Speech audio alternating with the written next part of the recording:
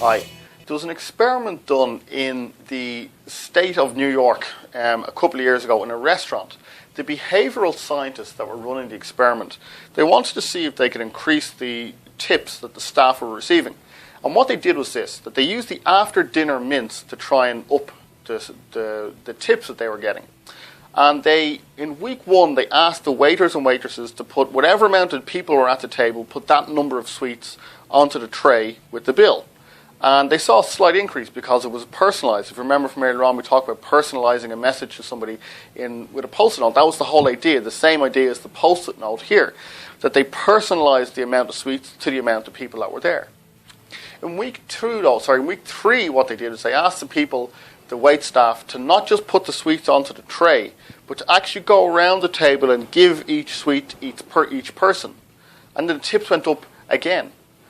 But in the last week, what they did was something completely different. And this is what astounded even the behavioral scientists who were running the experiment. They got the wait staff to not just put the sweets down in front of the people, but actually do this. So say there was 2 people at a table, what they do is they put the 2 sweets down and they'd go to walk away. But then they go, actually, you know what? Have another couple of sweets. And what happened was that the tips went through the roof when this happened. People were putting an extra 20 and 30% onto the tips. And why? Well, it's because of the 5th principle in persuasion, liking. To like someone. If you like someone first, they will automatically like you back.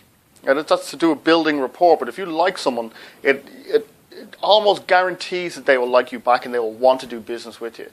But this one is the simplest and by far the hardest in the whole persuasion techniques world as far as I'm concerned.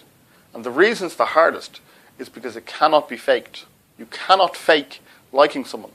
Someone might have absolutely no emotional intelligence whatsoever, but we can all spot a fake. We can all spot those people who don't make eye contact, who are all the time looking over our shoulder while we're talking, going, yeah, that's really interesting. They're all the time looking to talk to somebody else.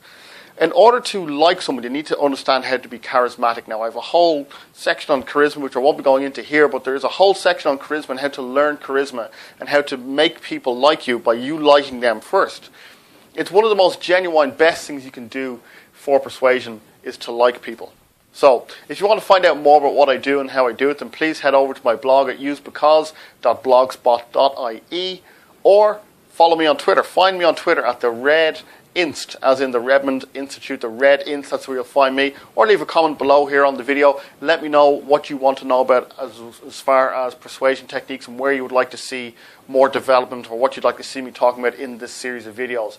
But until next time, until our last video in this particular series, I will talk to you soon. My name has been Kevin Redmond. Thank you very much.